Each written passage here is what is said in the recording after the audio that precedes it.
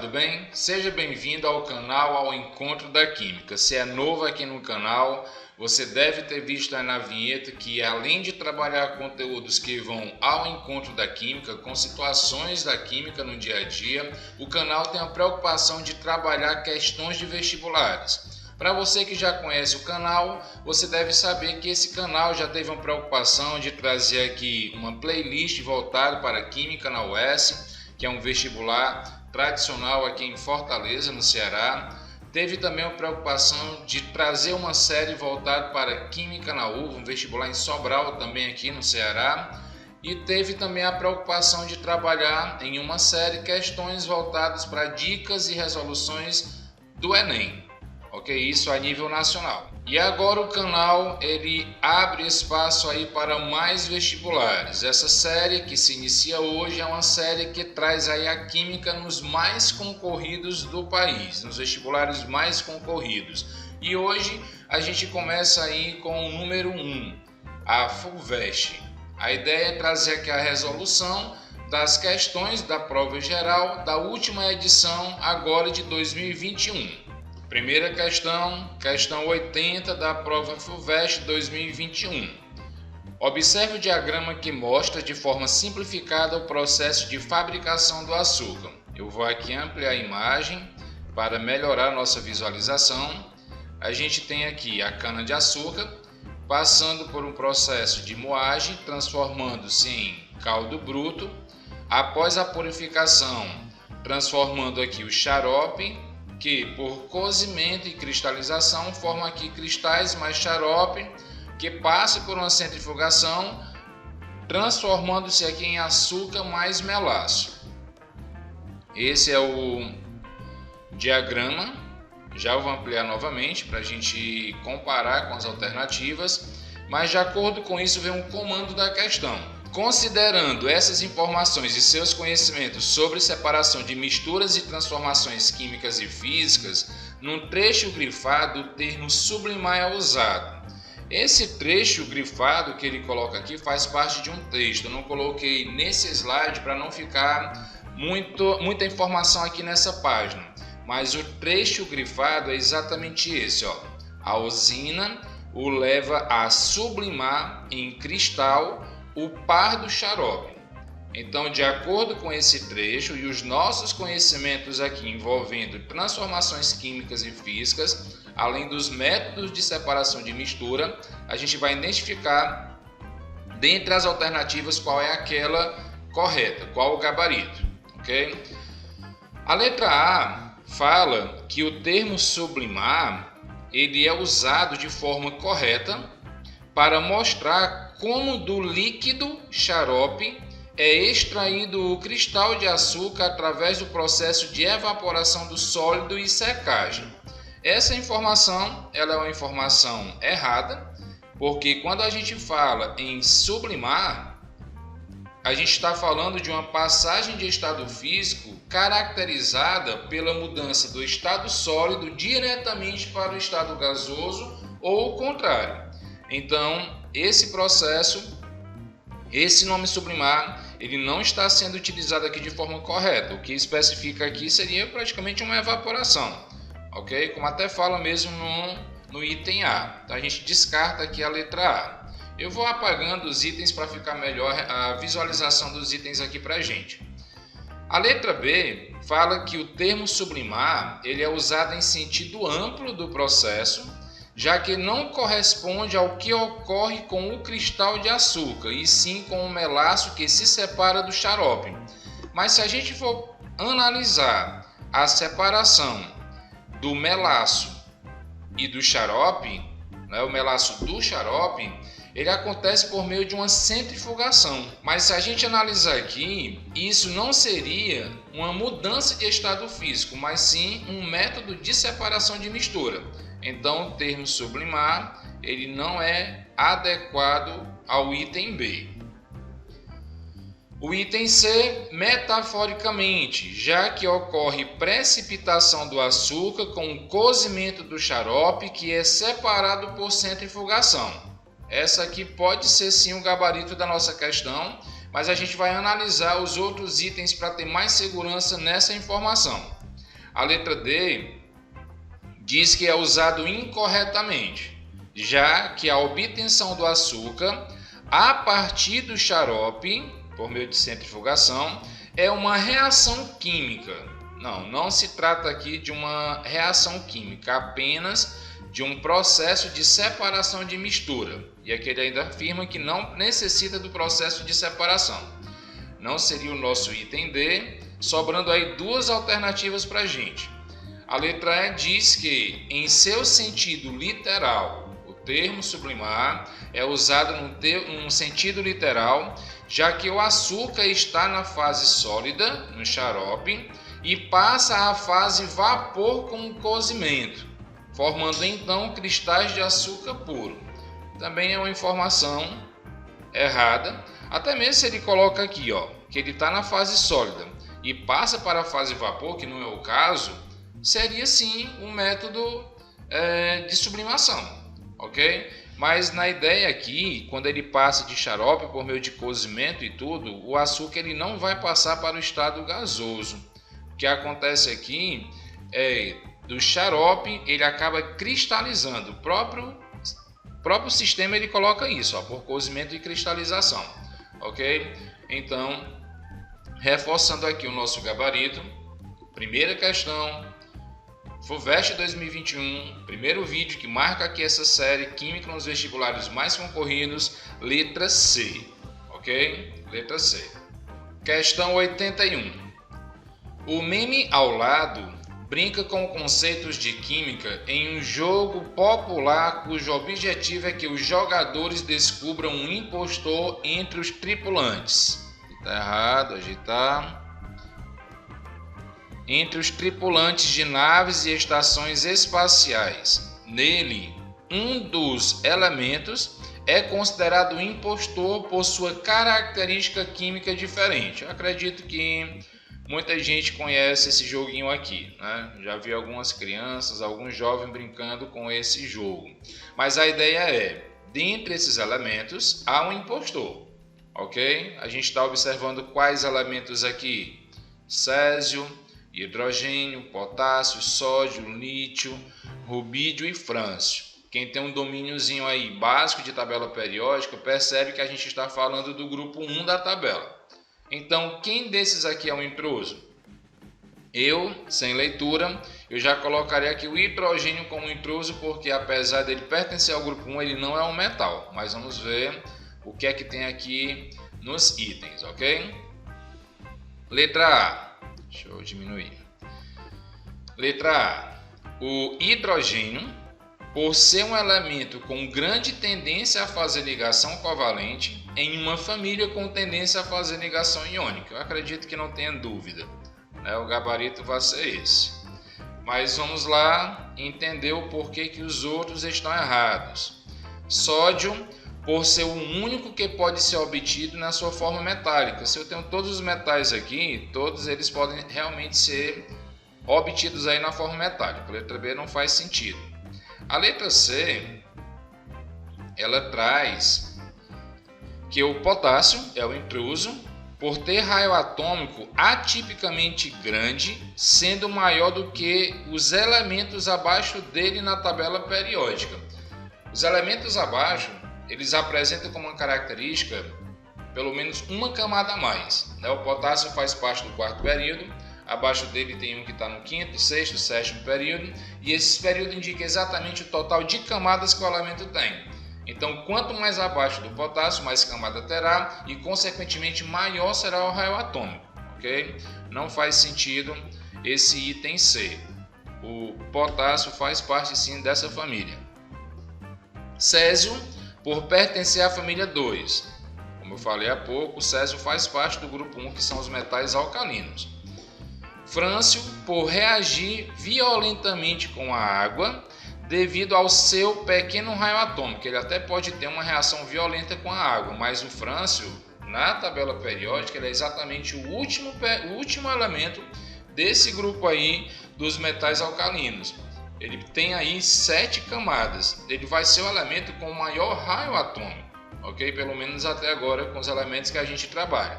Então não seria a letra E. Reforçando aqui o palpite que eu tinha inicial, de ser o hidrogênio intruso aí dessa família, ok? Gabarito letra A. Questão 82. Um experimento expôs uma barra de titânio pura e ligas desse material com 0,01% de diferentes metais nobres a soluções de ácido sulfúrico em ebulição para entender o efeito anticorrosivo desses metais no titânio. O resultado é mostrado na tabela a seguir e ele pede, com base nessas informações, ver o que realmente é correto afirmar. A gente vai fazer uma análise aqui da tabela, eu vou ampliar. A gente tem aqui o titânio puro apresentando uma taxa de corrosão em ácido sulfúrico de 461% e 3.950 quando está aqui numa concentração de 10%. Se esse titânio for junto com ouro, cobre, rênio, paládio, ródio e tudo, ele tem aqui uma taxa menor do que 2 para esses primeiros, isso é 1%. A 10% é essa concentração aqui. E alguns valores que a gente vai estar conferindo na hora de analisar cada item. A letra A traz que o aumento da concentração de ácido sulfúrico nos experimentos fez com que o titânio puro fosse mais corroído. Isso a gente observa, porque ele passa de 460 para 3.950, ok?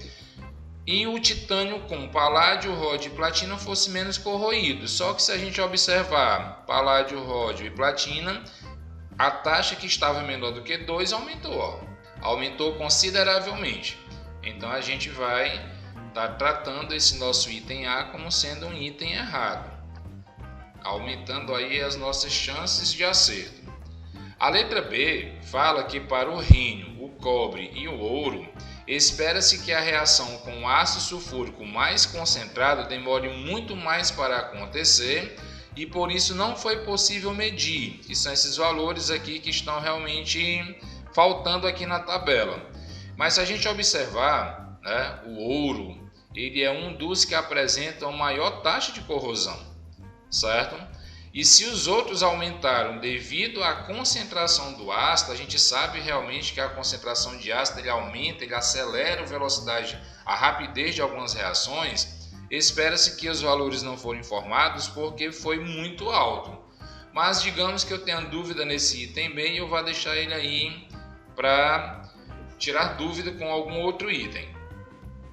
A letra C diz que a escala de potencial anticorrosivo, segundo esse experimento, é dada por... Então, quem é que tem um poder maior anticorrosivo? É o ouro. Se fosse aqui no lugar de anticorrosivo, se a afirmação fosse corrosiva, ainda. Mas anticorrosivo, quem tem o maior potencial, está aqui entre esses elementos, Comparando o ácido a 10%, a gente vê que quem realmente vai apresentar maior potencial anticorrosivo é o paládio, ok? Seria o paládio, depois o ródio, depois a platina e não a ordem que ele colocou aqui, Das duas, uma, para esse item estar correto. Ou eu colocaria potencial corrosivo, ou então eu colocaria aqui uma ordem crescente, tá? Uma ordem crescente, não decrescente como tem aqui. Então o item C acaba sendo um item errado. Item D fala que paládio, ródio e platina, rutênio também, apresentam os melhores resultados como anticorrosivos, enquanto cobre e ouro apresentam os piores. Então, olha, analisando, paládio, ródio, platina e rutênio realmente são, entre os elementos aqui, aqueles que apresentam maior potencial anticorrosivo, ok? Anticorrosivo. Então, se a gente observar o cobre e o ouro, realmente são os que apresentam potencial anticorrosivo muito baixo.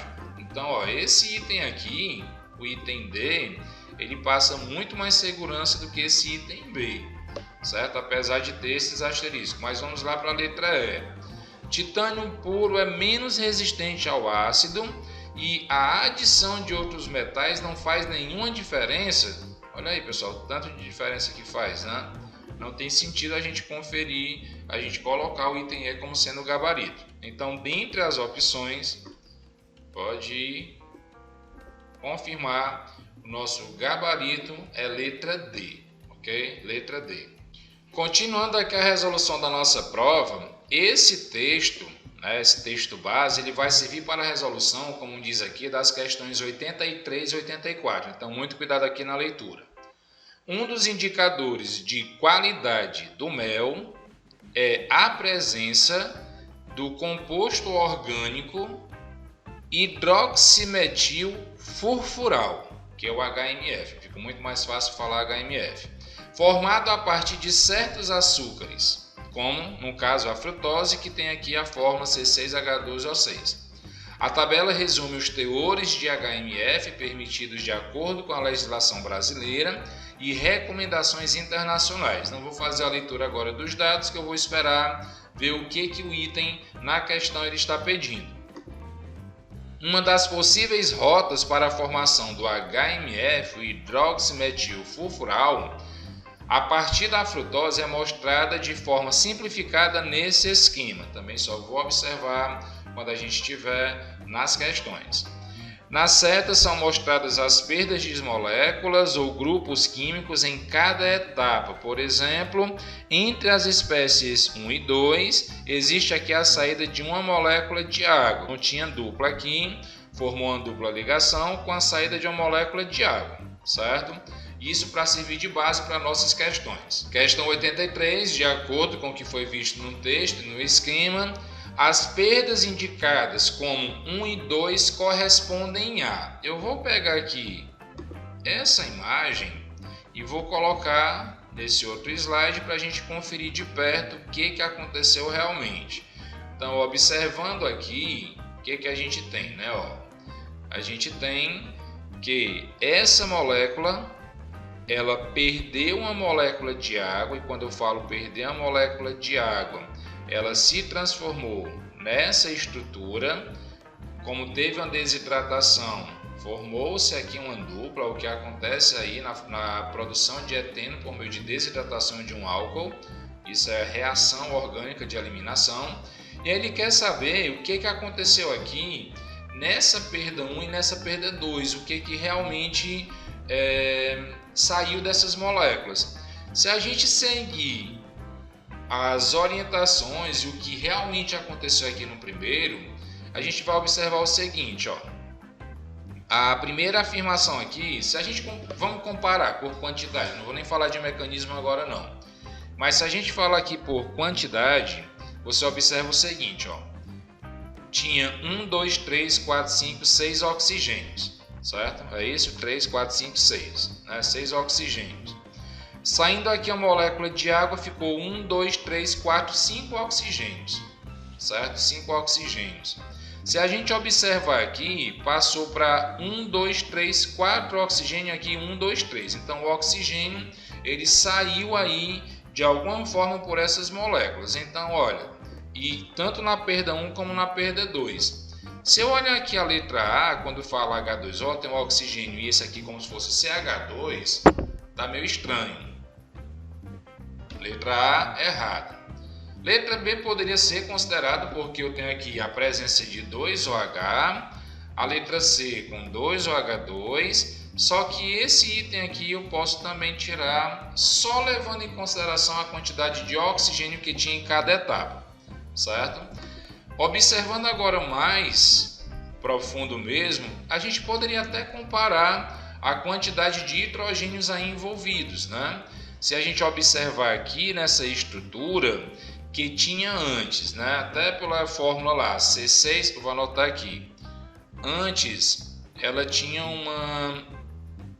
apresentava uma fórmula C6H12O6, como tem lá no texto, C6H12O6. Se sair uma molécula de água, ficou C6, não alterou o carbono, mas o hidrogênio passou a C10 e o oxigênio passou a C5. Então, vamos analisar esse outro composto. Qual seria a fórmula dele aqui? A gente observa a presença de 4 oxigênios. A gente tem os mesmos 6 carbonos aqui. Então, vou colocar C6. H, eu tenho que determinar quanto é que tem. E o oxigênio tem aqui 4. Caracterizando realmente a saída do oxigênio como a gente fez a análise há pouco tempo. Olha a presença de hidrogênio. Vai ter um hidrogênio aqui para completar essas ligações. Esse carbono já está completo, aqui vai precisar de um outro hidrogênio, 2, aqui 3, 4, 5, 6 e aqui tem um carbono com 2, 8. Então, olha, tem 8 hidrogênios aqui nessa estrutura, certo? Olhando aí, a gente percebe que realmente teve a redução de 2 hidrogênios e um oxigênio, foi uma outra molécula de água. Então, a gente poderia estar já chegando logo no nosso gabarito, que é a letra C. Certo? Porque aqui, se bem que a letra L também afirma molécula de água, aí tem que conferir realmente se o outro vai ser uma molécula de água ou se vai ser um OH. A gente poderia partir do mesmo princípio, certo? A gente vai ter os mesmos 6 carbonos, vai ter agora a presença de 3 oxigênios e eu quero saber qual é a quantidade de hidrogênio. Então, olhando aqui, 1 hidrogênio, 2, 3, 4, 5, 6. Tá? Essa molécula apresenta 6 hidrogênio, mostrando mais uma vez a saída de 2 átomos de hidrogênio e 1 átomo de oxigênio. Então, o gabarito seria a letra E, quando diz que essas substâncias aqui indicadas são, de fato, 2 moléculas de água. E vocês poderiam, claro que isso aqui eu fiz pela contagem da forma molecular, uma forma bem simples, evitando os mecanismos, mas se a gente observar, elas apresentam aqui algo em comum, que é exatamente o que? As hidroxilas, elas se juntam, formando aqui uma desidratação intramolecular, porque eu estou falando em uma molécula, e dessa desidratação, que é uma característica da reação de eliminação, forma uma dupla ligação. Aconteceu no primeiro processo, aconteceu no segundo processo com a formação aqui dessa dupla e aconteceu aqui no terceiro processo quando teve aqui uma outra formação de dupla, ok? Reforçando mais ainda o gabarito letra C. Ainda sobre o mesmo texto, questão 84. A questão 84 fala que um frasco contendo 500 gramas de mel produzido no Brasil foi analisado e concluiu-se que 0,2 milimol de frutose foi convertido em HMF. Considerando apenas esse parâmetro de qualidade, tendo como referência os teores recomendados por órgãos nacionais e internacionais, mostrado na tabela, é correto afirmar que esse mel. A tabela é essa aqui que eu trago para a gente vê aqui realmente a legislação brasileira, uma portaria, vê aqui as recomendações internacionais, só que ele fala em uma concentração em miligrama por quilo. Então, antes da gente ler os itens, vai ser necessário que a gente faça aqui algum cálculo, uma proporção para saber realmente qual é a concentração desse mel, desse frasco produzido. Olhando aqui a informação de 500 gramas de mel, destacar. Colocando também essa informação de 0,2 milimol e colocando também a informação de massa molar 126, eu posso chegar a uma conclusão. Primeiro, 1 mol desse produto, ele vai apresentar uma quantidade de 126 gramas, ok? Só que eu não tenho 1 mol. Aqui fala em 0,2 milimol, que é a mesma coisa que 0,2 vezes 10 a menos 3. Ok? Vezes 10 a menos 3. Vou colocar aqui como expoente. E eu quero saber qual é a quantidade, então, de grama que essa quantidade minimal realmente representa. Fazendo uma proporção, é como se eu pegasse aqui o 126 e dividisse por 5, estou multiplicando por 0,2. O meu x vai dar igual, já fiz aqui, 25,2 grama. Só que olha lá, 25,2 vezes 10 a menos 3, tá? Isso grama.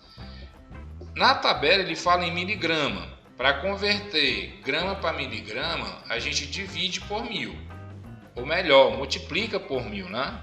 A gente vai multiplicar por 1000.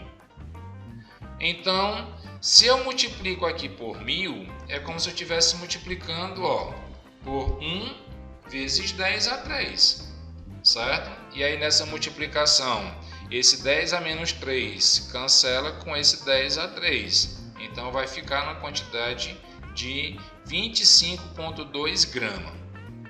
Uma observação que tem que ser feita, esses 25,2 gramas está presente aqui em 500 gramas do mel. Na tabela fala em quilograma, então se, outra proporção, só que não precisa aqui fazer o esquema. Se em 500 gramas existe 25,2, em 1 quilo, que é o dobro disso, vai existir uma quantidade de 50,4, ok? 50,4. Eu vou tirar aqui a tabela para facilitar nossa visibilidade aqui. O que ele coloca? Ó, na letra A, é recomendado como mel de mesa, assim como para outros usos que se façam necessários segundo a legislação brasileira. Então, olhando agora os dados, a gente observa que 40 miligramas é a concentração máxima, ó, até para ser realmente utilizado como mel de mesa. E o nosso cálculo deu quanto? 50, ok? Então, a gente já pode estar dizendo que esse nosso item A, ele é um item errado. No item B, coloca que ele não pode ser usado como mel de mesa, até aí tudo bem, mas pode ser usado para fins industriais segundo a legislação brasileira. Então, analisando o que a gente tem aqui na tabela, que ele realmente pode, ó. Ele não pode ser utilizado como mel de mesa, como afirma na letra B, e aqui ele diz que tem que ter até 60 miligramas para ser realmente utilizado como fins industriais, isso na legislação brasileira. Então esse nosso item aqui, B, ele está correto, ok? Gabarito da nossa questão. Por que o item C está errado? Pode ser usado, está dizendo que ele pode ser usado para fins industriais segundo a legislação brasileira, ok? Mas não deveria ser usado para nenhum fim segundo a recomendação internacional. Só que quando a gente observa aqui a recomendação internacional, ele diz que a concentração pode ir até 80. Então ela pode ser sim utilizada em alguma aplicação, ok? Fazendo com que esse item C realmente seja um item errado. O D diz que não pode ser usado nem como mel, nem para fins industriais. A gente viu que pode, né? Também o item D é uma informação errada. E a letra E que diz que não pode ser usado para qualquer aplicação, a gente viu que ela pode. Então, mais uma vez reforçando o nosso gabarito da questão 84, letra B. Mais uma questão, questão 85, observe a representação a seguir, em que os círculos brancos representam uma espécie química, seja molécula ou seja um íon molecular, e os círculos coloridos outras. Então, vou ampliar a imagem para ficar mais claro aqui para a gente. A gente observa que realmente está tendo aqui uma transformação química, né? A gente vê essas substâncias aqui interagindo, formando essas que por outra situação acaba se transformando aqui em uma molécula até grande, certo? E aí, analisando esses itens, ver realmente qual está correto, a letra A fala em combustão de um hidrocarboneto com oxigênio em fase gasosa. Eu não diria que esse item seria um item correto, porque quando eu falo em combustão de hidrocarboneto, o que eu vou produzir ou é aí o gás carbônico quando a combustão é completa, ou o monóxido de carbono quando é incompleta, ou só o carbono, em que ele está colocando como se fosse uma molécula até grande, certo? Não colocaria o meu item A como sendo um item correto. Analisando as outras, formação de um polímero a partir de duas espécies de monômero, tá aí. Essa seria um item forte para ser o gabarito, porque eu estou vendo realmente aqui a definição, a produção de uma macromolécula, uma molécula grande. Um polímero é exatamente isso, é a união de monômeros formando uma macromolécula. Analisando as outras, letra C e letra D, só com esses dois nomes aqui que inicia, fusão e solidificação, eu já diria que esses itens estão errados, porque o item C e o item D, quando traz as palavras fusão e solidificação, eles não estão falando em uma reação química. Eles estão falando aqui em um processo físico, ok? Se fosse realmente isso, o que iria acontecer aqui é que essas moléculas só estariam ou mais próximas ou mais afastadas uma da outra, ok? E não tendo aqui a formação de uma outra molécula. E a letra E, produção de anéis aromáticos. Aí ele coloca bem aqui né, formando realmente alguns ciclos, ó, e isso faz com que algumas pessoas pensem em se tratar de um composto aromático, certo? Mas não se trata realmente disso. O que é mais correto aqui afirmar é que está tendo uma formação de um polímero a partir de duas espécies de monômero, ok? Duas espécies de monômero. Letra B, como gabarito aqui da nossa questão. Questão 86. Num fragmento a seguir, o autor explora conceitos químicos na forma de poesia. Já amplio para a gente analisar aqui esses itens. Sobre os conceitos mencionados, foram feitas as seguintes afirmações. Eu tenho aqui 3 afirmações e vou ver qual desses itens ou qual vai ser correto. O item 1 afirma que a equação química mostrada na linha 2 pode ser associada a uma liberação de energia, pois corresponde à reação de fotossíntese com o consumo de gás carbônico. Vamos ver qual é a reação aqui 2. Eu estou tendo aqui uma molécula de glicose ou outro açúcar, tendo aqui a presença do oxigênio formando CO2. Já estou vendo que essa reação está errada, ó. Esse item está errado, porque ele coloca bem aqui consumo de gás carbônico. O gás carbônico está sendo produzido, ok? E não se trata aqui do processo de fotossíntese. Aqui está mais para um processo de respiração, certo? A fotossíntese ela iria liberar o gás oxigênio. Então o item 1 ele é um item errado. Então eu vou tirar aqui só para descartar o item 1. Se o meu item 1 ele acaba sendo considerado um item errado, a minha letra A também vai estar errada, a minha letra C também vai estar errada e a letra E também, ok? Já deu para descartar aí 3 itens só com essa primeira afirmação.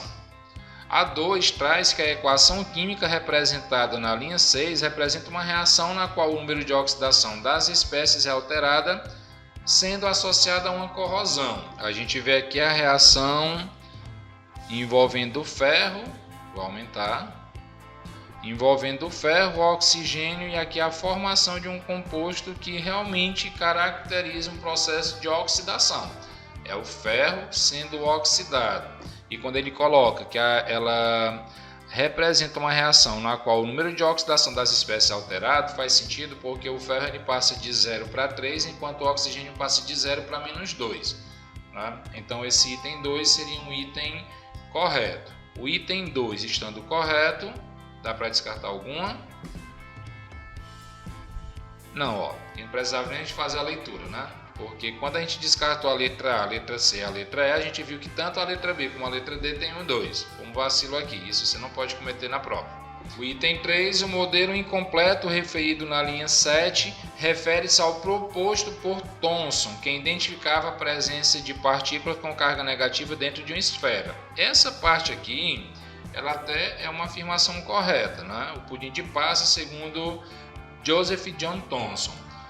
Analisando o que tem realmente aqui na imagem, e aí a gente observa que esse não é o modelo proposto por Thomson. Thomson não falava de modelo nuclear. O modelo nuclear proposto, né, foi proposto pela primeira vez por Ernest Rutherford, ok? E o que o Rutherford afirmava? Que tinha um núcleo positivo e os elétrons em órbitas circulares. Por que ele coloca como modelo incompleto? Porque do jeito que Rutherford propôs, os elétrons, por apresentarem cargas negativas, iriam, de alguma forma, colidir com o núcleo positivo por atração eletrostática. Niels Bohr, que propôs aqui um modelo para completar ou para acrescentar informações a esse modelo proposto por Rutherford. Certo? Que não vem ao caso estar falando aqui das características desse modelo, mas já dá para entender que o item 3 trata-se de um item errado quando associa esse modelo aí apresentado a Thomson, quando na verdade foi um modelo de Rutherford. Sendo assim, o meu único item correto aqui é o item 2, fazendo com que a letra B seja o gabarito dessa questão. Mais uma questão, questão 87. Para estudar o equilíbrio químico dos íons cobalto em solução, uma turma de estudantes realizou uma série de experimentos explorando a seguinte reação. Já a gente observa melhor. Nesse equilíbrio, o composto de cobalto com água aqui o composto cobalto com água apresenta a coloração vermelha, aqui destacado, enquanto com o cloreto apresenta aqui a coloração azul. Para verificar o efeito de ânions de diferentes sais nessa mudança de cor, 7 ensaios diferentes foram realizados. Aos tubos contendo apenas alguns ml da solução de nitrato de cobalto de coloração vermelha, foram adicionadas pequenas quantidades de diferentes sais em cada um, como apresentado na tabela. E aí tem a exceção do ensaio 1, que ele colocou, não colocou nenhum sal, deixou só realmente o nitrato de cobalto. Após a agitação, os tubos foram deixados em repouso por um tempo e a cor final foi observada. Então, olha lá, a gente observa uma alteração dessas cores, né? Claro que na primeira não teve alteração porque não foi acrescentado nada. Na segunda passou para azul, na terceira continuou vermelho e na quarta vermelha. E aí ele quer saber o seguinte: e quando adiciona-se o sulfato de potássio, quando adiciona-se o cloreto de prata, quando se adiciona o cloreto de sódio, o que realmente acontece com essa coloração? E aí a gente tem na outra página as opções, ok? As opções e algumas informações aqui sobre solubilidade. Então eu vou trazer a imagem para cá, para esse slide, para nível de comparação aqui. E o que a gente pode observar, né? Por exemplo, por que na primeira apareceu aqui a presença da coloração azul? Quando essa substância está em água, ela se dissocia produzindo o cloreto, o Cl-. Pegando aqui a equação, só pegar a equação no outro slide.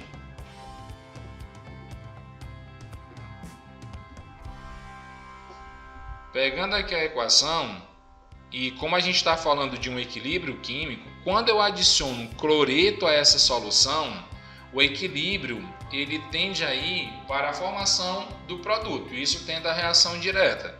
Se eu adiciono em um lado, o deslocamento vai no sentido do outro. Estou falando de equilíbrio e deslocamento.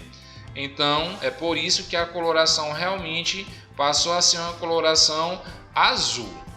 Por que no terceiro ele ficou numa coloração vermelha? Eu estou colocando aqui NaSO4, eu estou colocando um sal neutro que não vai ter nenhuma diferença aqui em relação a esse equilíbrio.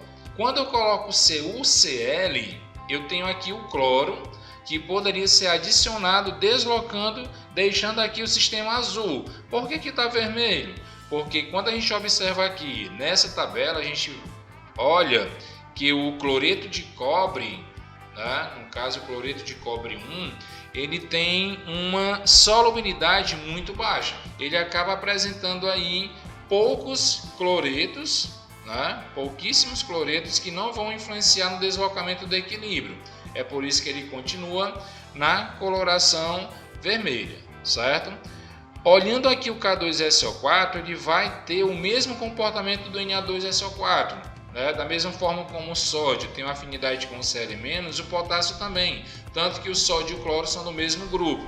Então a primeira coloração aqui que a gente vai colocar é como sendo vermelha. Só isso a gente já descarta letras A e B. O AgCl, observando aqui, trata-se de um sal parecido com o cloreto de cobre. Ele também vai apresentar baixa solubilidade, o que vai dar a ele uma coloração vermelha, certo? Não vai alterar. Então, só com essa informação a gente já sabe que o nosso gabarito é a letra D. Por que o último aqui, o NaCl, dá uma coloração azul? Porque quando eu adiciono o Cl a esse equilíbrio, ele vai deslocar no outro sentido, dando realmente, aumentando a concentração de Cl, fazendo com que o deslocamento vá no sentido da direita, caracterizado aí pela coloração azul, certo? Então, vermelho, vermelho, azul, gabarito, letra D. Questão 88, mais uma aí de reações orgânicas. A reação de Maillard, que ocorre entre aminoácidos e carboidratos redutores, é responsável por formar espécies que geram compostos coloridos que conferem sabor característico de diversos alimentos assados. Um exemplo é a reação entre a glicina e um carboidrato redutor mostrada na equação em que R representa uma cadeia genérica. Então eu vou aqui excluir essa parte para aumentar aqui essa reação, ficar mais visível, que é por meio dela que a gente vai comparar e chegar no gabarito da nossa questão, certo? Vou até tirar aqui o gabarito, ficar mais visível ainda. Então o que a gente observa? Entre os mecanismos aqui, eu tenho aqui um aminoácido, certo? Esse aminoácido reagindo com um carboidrato redutor, produzindo esse composto intermediário, água e gás carbônico. Inclusive, sai um átomo de carbono do composto. Isso vai servir como base aqui para o nosso gabarito. A gente tem aqui 2 carbonos reagindo mais 2 carbonos, 4, formando um composto aqui com 3 carbonos e esse gás carbônico aqui sendo eliminado na forma gasosa. Beleza? Continuando, um aminoácido específico, composto 1, que é esse aqui, a gente vai descobrir, ele, ao reagir com um carboidrato redutor, que é esse mesmo, ele vai produzir esse composto aqui, que é o composto 2, levando à formação de acrilamida, uma espécie potencialmente carcinogênica, conforme mostrado nessa equação. O composto 2 é exatamente isso. A estrutura do aminoácido marcado como composto 1 e que é capaz de gerar esse intermediário de espécie carcinogênica Então, já posso tirar esse texto aqui para facilitar a visualização. Eu estou querendo saber exatamente qual é esse composto 2, ou melhor, qual é esse composto 1. Então, se a gente comparar aqui uma equação com a outra, o que a gente pode observar? É o mesmo carboidrato redutor, é o mesmo produto aqui intermediário, não é nem intermediário, o subproduto, que é água e o gás carbônico. Então a gente tem que realmente saber qual é esse composto aqui. Pegando aqui as alternativas, a gente vai começar a descartar alguns desses itens aqui, certo? E a primeira observação, eu falei até há pouco tempo, como tem aqui a liberação de uma molécula de gás carbônico, o que a gente pode esperar desse composto? Olha quantos carbonos tem aqui. 1 carbono, 2 carbonos, 3 carbonos, 4, 5, com esse aqui 6. Como esse composto tem 2 carbonos, a gente vai procurar dentro da nossa, isso para eliminar já alguma, dentre os nossos aqui, uma molécula que apresente 4 carbonos. Se a gente vê aqui, item A, 1, 2, 3 carbonos. Item B, 1, 2, 3, 4 carbonos. O item C, 1, 2, 3 carbonos. O item D, 1, 2, 3 carbonos. E o E, 1, 2, 3, 4. A gente já elimina aí de cara tanto a letra A, a D, como a letra C. Então, com base nesses dois itens, B e E, tem como a gente chegar no gabarito facilmente. Primeiro porque é o seguinte, eu estou falando de um aminoácido. Aqui, além de não ser o grupo amino, como tem aqui na glicina, ele não é um ácido, ele é um aldeído, certo? Então, com essa informação, a gente já dá para chegar no gabarito da letra E. Olha que eu nem precisei trabalhar aqui com um mecanismo mais profundo, né? Eu fui primeiro comparando a quantidade de carbono, que eram 4 carbonos necessários, acabei descartando 3 alternativas com isso, e segundo porque eu estou vendo aqui como um aminoácido, isso é colocado no enunciado. Então, aqui não é um grupo ácido, aqui é um grupo aldeído, restando a gente ainda, apenas a letra E como gabarito. Questão 89. Em aquários de água marinha é comum o uso de equipamento chamado skime, aparato em que a água recebe uma torrente de bolhas de ar, como representado na figura, levando a matéria orgânica até a superfície, onde ela pode ser removida. Essa matéria orgânica eliminada é composta por moléculas orgânicas com parte apolar e parte polar, enquanto as bolhas formadas têm caráter apolar. Esse aparelho, no entanto, ele tem rendimento muito menor em água aquática de água doce. Retira menos quantidade de material orgânico por período de uso. Olha lá, essa informação é importante. Considerando que todas as outras condições são mantidas, o menor rendimento desse aparato em água doce do que em água salgada pode ser explicado por Então, ó, vou só tirar essa parte aqui que eu acredito que não vai ser necessário, né? Eu tenho que me ater a essa informação, onde ele coloca que essa matéria orgânica eliminada é composta por moléculas orgânicas com parte apolar e parte polar. E ainda diz que enquanto as bolhas formadas apresentam esse caráter apolar. Esse aparelho, no entanto, tem rendimento muito menor em água doce. Isso porque, o que é que ele coloca aqui? A polaridade da molécula de água na água doce é maior do que na água salgada. Isso já está errado. A água salgada, por ter muitos sais, compostos altamente polares, já faz com que a gente tire aqui o item A. A letra B, a menor concentração de sais na água doce torna as regiões apolares das moléculas orgânicas mais solúveis do que na água salgada, prejudicando a interação com bolhas de ar. Chega a ser o gabarito da nossa questão e eu vou tentar explicar. O que acontece? Ele está falando que o rendimento aqui é menor em água doce, exatamente porque a concentração de sal é baixa, tornando menos polar. Como a água acaba tendo essa classificação apolar, ela acaba aumentando a solubilidade com esses compostos orgânicos que se quer retirar. Então é por isso que realmente existe aqui uma dificuldade, ok? Prejudica aqui a interação com essas bolhas. Seria o item B.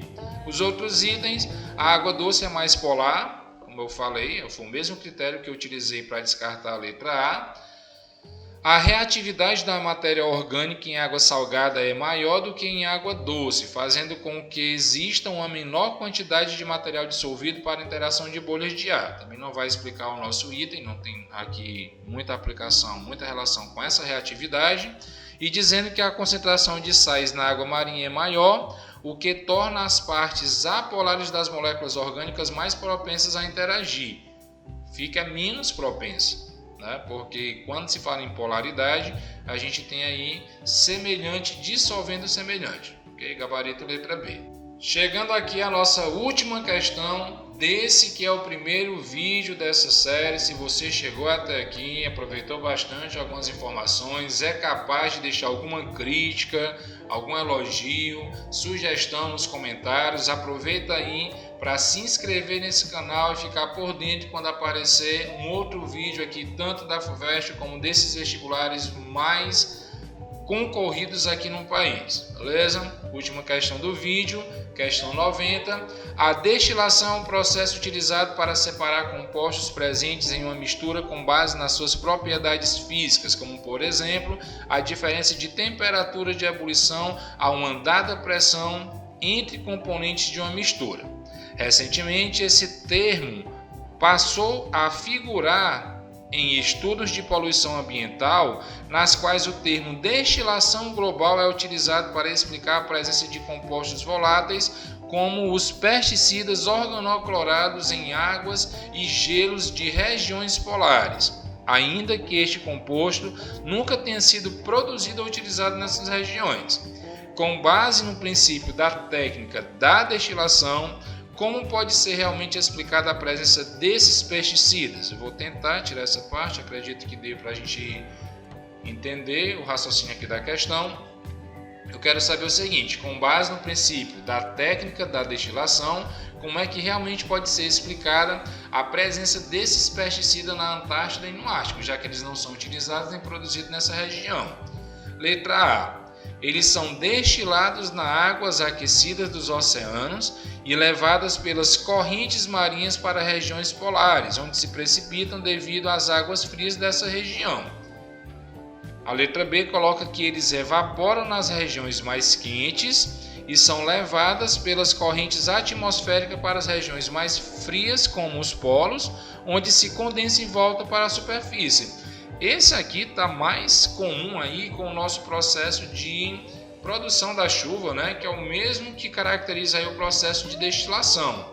O que acontece? Existe uma evaporação, quando encontra regiões mais frias, eles acabam se condensando na forma líquida novamente. Então isso aqui realmente poderia explicar a presença desses compostos organoclorados em regiões onde eles não são utilizados nem produzidos. Fechando aqui esse vídeo, gabarito letra B. Espero que você tenha gostado das informações aqui. Até o próximo vídeo no canal Ao Encontro da Química, ou aqui um outro vídeo dessa série que se inicia hoje, Química nos mais concorridos do país. Tchau, tchau, até o próximo vídeo.